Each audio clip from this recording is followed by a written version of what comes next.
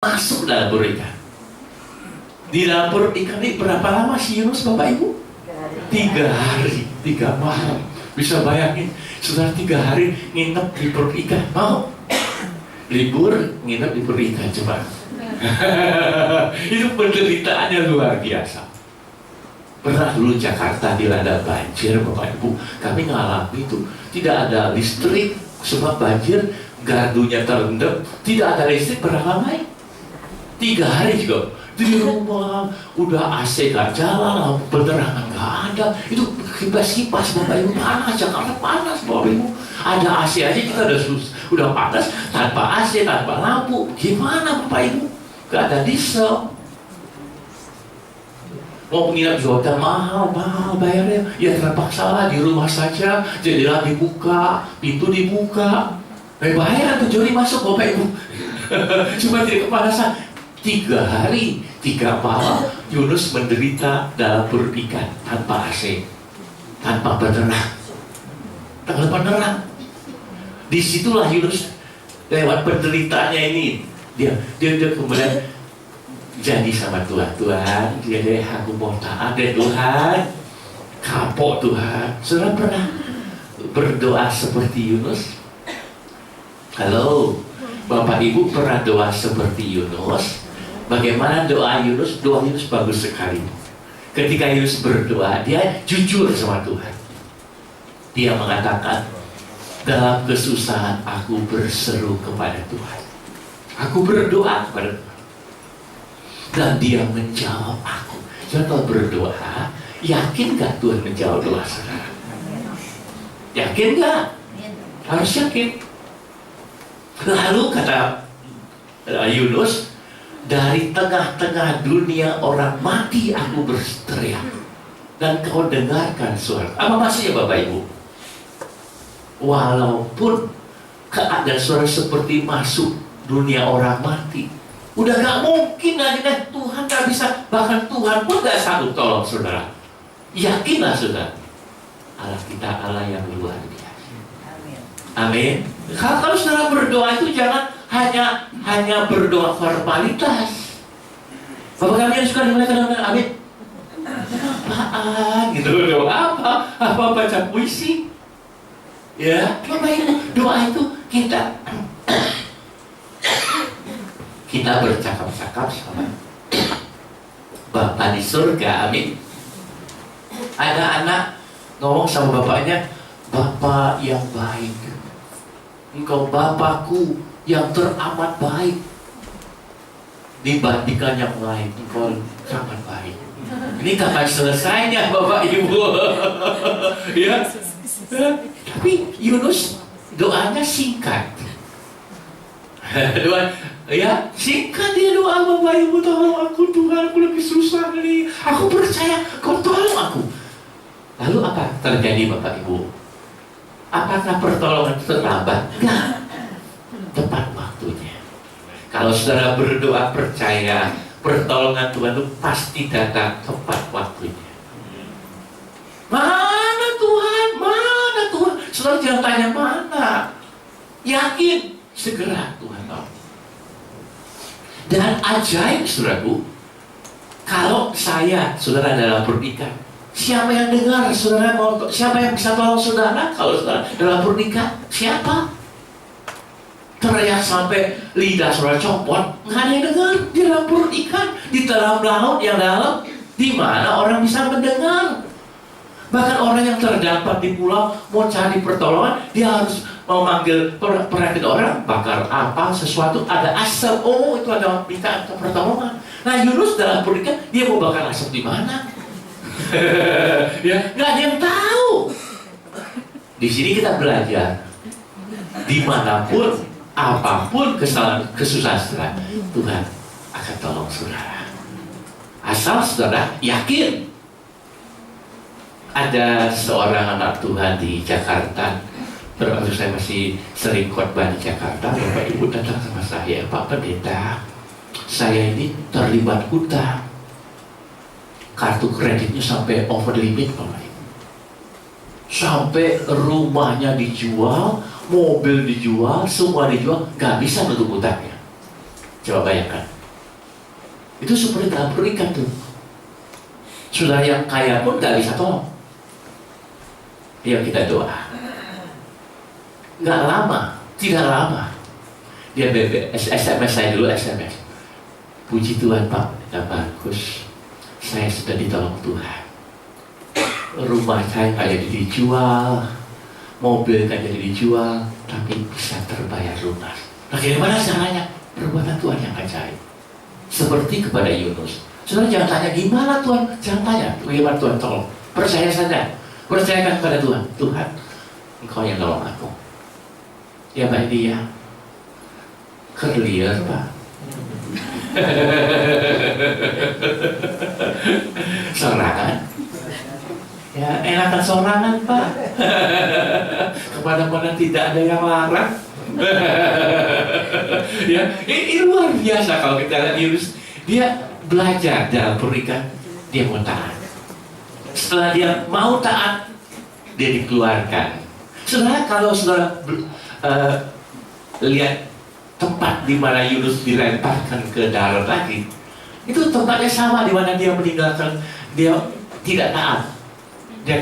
Dari situlah dia berangkat ke Tarsis. Dia dikembalikan ke situ supaya dia kembali ke titik nol, taat dulu.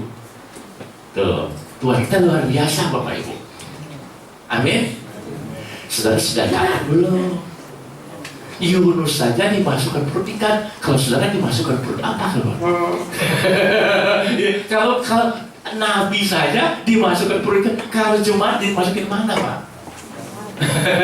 Berkebo. Itu bayangin. Pendidikan Tuhan luar biasa. Lewat penderitaan itu Tuhan sedang membentuk.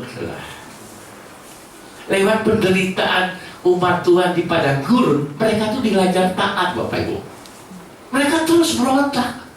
Mana Tuhan? Enakan di Mesir kepada Musa.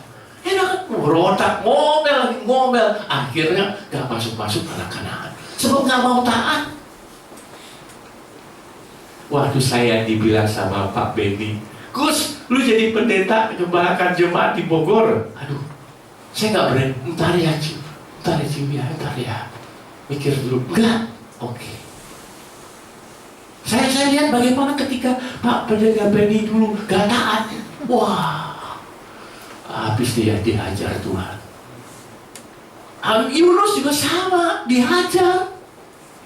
Saya nggak mau dihajar, saya langsung iya deh. Padahal kerja dunia, aduh Bapak Ibu dulu saya berlimpah hasilnya Bapak Ibu. Dia pulang dari kantor, saya selalu beli mainan buat anak saya. Sampai mainan satu kawan perlu mainan. Salah didik saya. Terlalu memanjakan. Habis ada cuma satu Bapak Ibu. Aduh. Pagi-pagi pulang kantor, kalau siang tuh langsung pulang dari makan siang langsung ke rumah gendong anak. Yang tuh anak Bapak Ibu kayak simpan. Ya. Tapi ketika Tuhan perintah Tuhan jadi hambaku, ya Tuhan. Dan ketika saya taat, gak usah masuk pernikahan Bapak Ibu, gak usah masuk pernikahan. Ketika saudara taat, gak usah ngalami kesusahan. Jadi kalau saudara datang ibadah, ada firman Tuhan, langsung taatlah. Kalau nggak saudara dihajar, nggak masih belajar, masukin pernikahan. Jadi kesusahan itu adalah satu proses Tuhan mengajar saudara untuk taat. Tapi kalau saudara diperingati mau dengar, nggak usah ngalami hal itu. Ya Bu. Oh ya, ditaat kan mulia. Tapi namanya kok jadi goyang?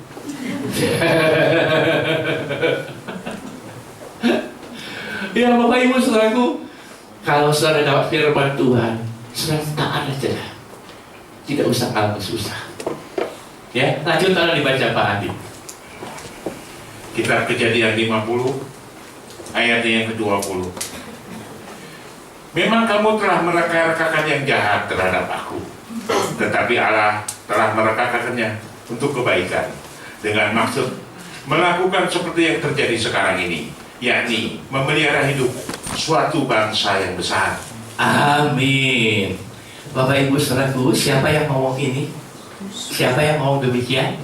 Yusuf. Tadi Yunus, di Yusuf.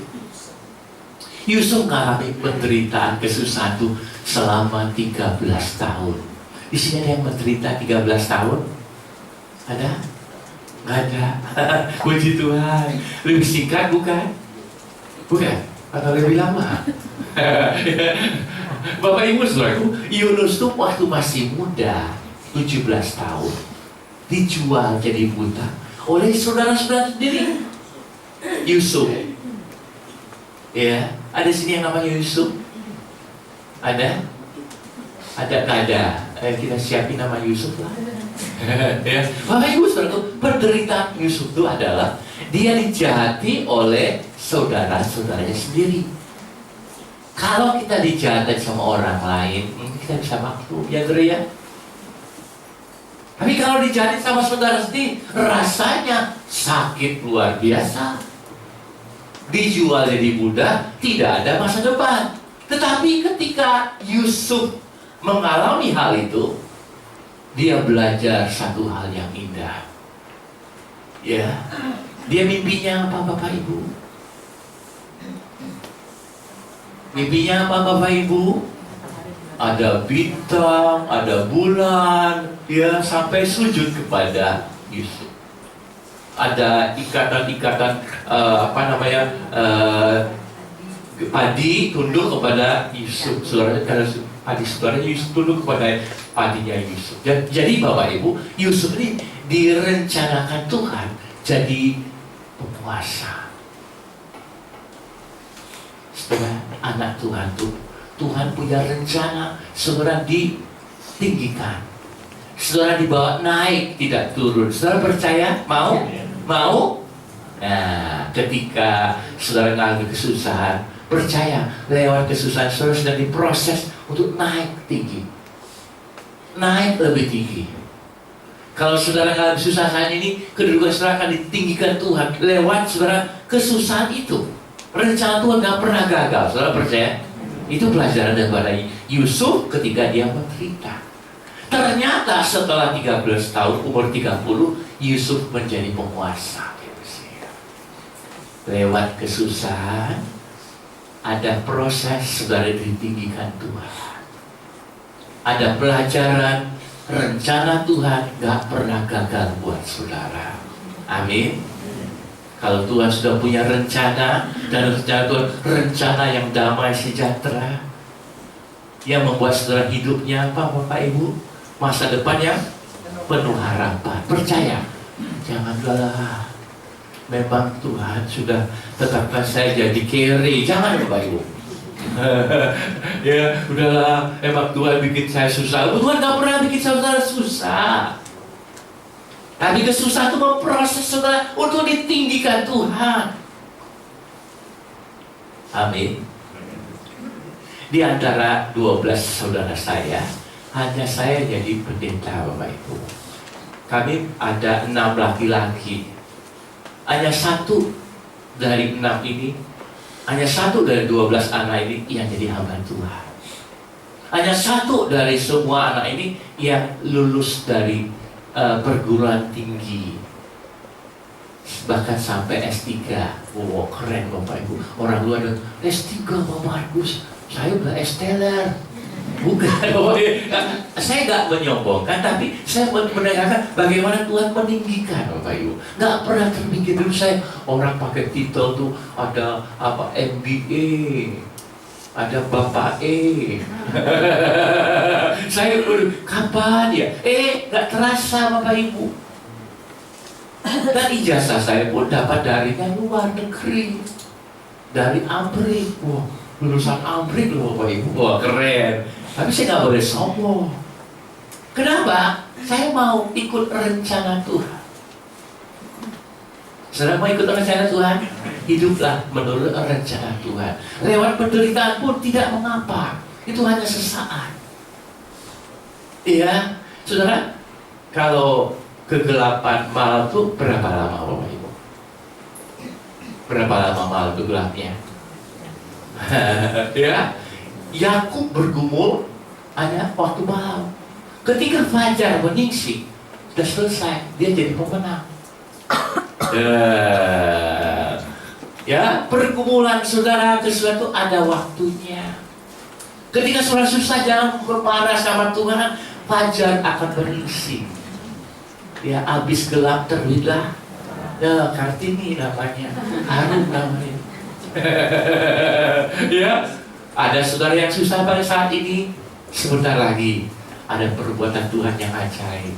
Sebentar lagi rencana Tuhan yang indah dinyatakan buat saudara. Itu jadi kalau saudara menderita, jangan mati deh gua, mati deh gua, jangan Bapak Ibu. Nanti betul-betul mati loh. Tapi bagaimana Pak Melaki ada kesusahan? Pak Melaki ngomong apa sama Ibu? Ada aja, percaya ada aja, berkat Tuhan pasti ada. Ya, ada masanya Bapak Ibu.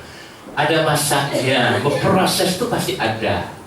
Gak langsung emas itu jadi emas murni, tapi diproses, dipanasin, lebih panas lagi, lebih mulia Bapak Ibu. Saya juga terkadang baru saya dulu saya kerja bantu Pak Beni, Pak Beni punya toko emas Bapak Ibu. Saya ini suka belajar loh. Saya lihat tukang emas tuh di pompa pakai apa seperti itu seluruh biru.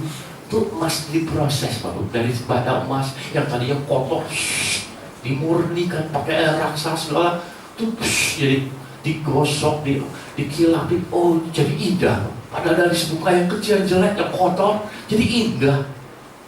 Oh Pak, baru sekarang, oh iya, hidup manusia itu perlu dibentuk di tangan Tuhan menjadi satu benda yang indah, harganya mahal Bapak Ibu. Ditaruhnya bukan di toilet. Tapi di mana kalau perhiasan itu simpan di mana? Wah, dijaga baik-baik. Jadi supaya saudara jadi indah, kalau dapat kerjaan jangan marah. Dapat suami, waduh jahatnya. Saudara diproses, begitu cerewet bawel. Lagi diproses dapat suami yang jahat, jangan marah, saudara sedang dibentuk. Amin. Supaya saudara rajin berdoa, oh Tuhan, suami saya jahat, oh Tuhan. Kalau suami baik kan lupa berdoa Bapak Ibu. Betul tidak? Nah, ya semua begitu. Ya betul. Tapi kalau ada yang begitu, jangan marah. Ada masanya. Yang terakhir, di balik penderitaan saya melihat apa? Coba kalau dibacakan. Surat Yakobus 1 ayat 2 sampai dengan yang keempat. Saudara-saudaraku, anggaplah sebagai suatu kebahagiaan apabila kamu jatuh ke dalam berbagai-bagai pencobaan. Sebab kamu tahu bahwa ujian terhadap imanmu itu menghasilkan ketekunan.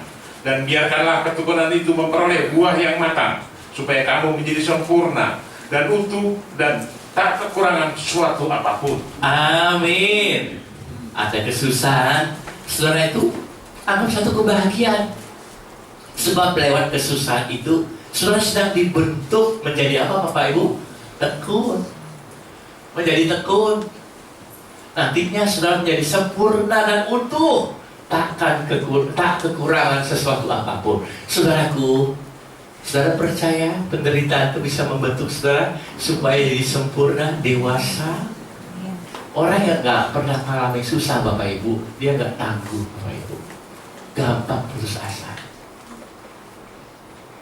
Di tetangga saya Bapak Ibu, anaknya itu pinter Bapak Ibu, orang kaya, tapi ke sekolah gak boleh naik mobil, bapaknya jalan kaki,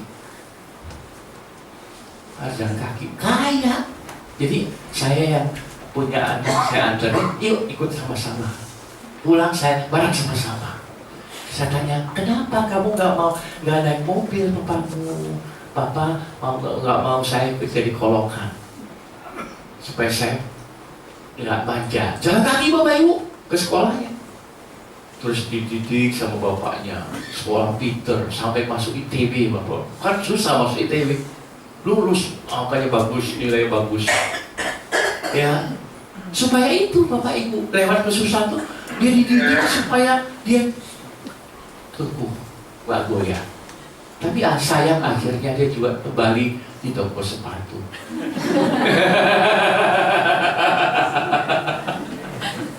Sekolah tinggi-tinggi tapi akhirnya jadi pegawai, jadi ngurus toko juga. Tapi lewat pendidikan itu, lewat penggemblengan itu maksud Bapak supaya anaknya tangguh. Kadang-kadang orang tua aneh Bapak Ibu. Sekolah udah mahal, balik kan jual sepatu.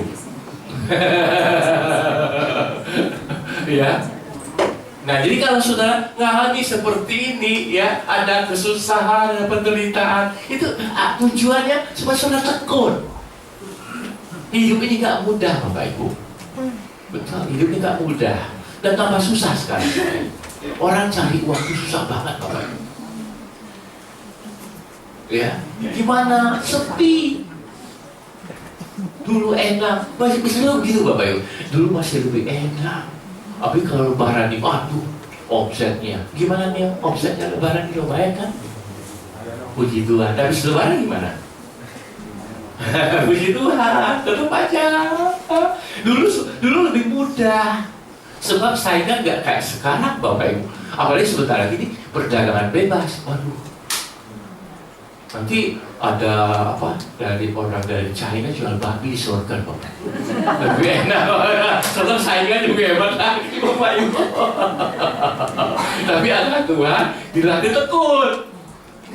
Jangan takut, saudaraku. Ya, jangan takut bersaing. Tuhan kita lebih besar. Amin.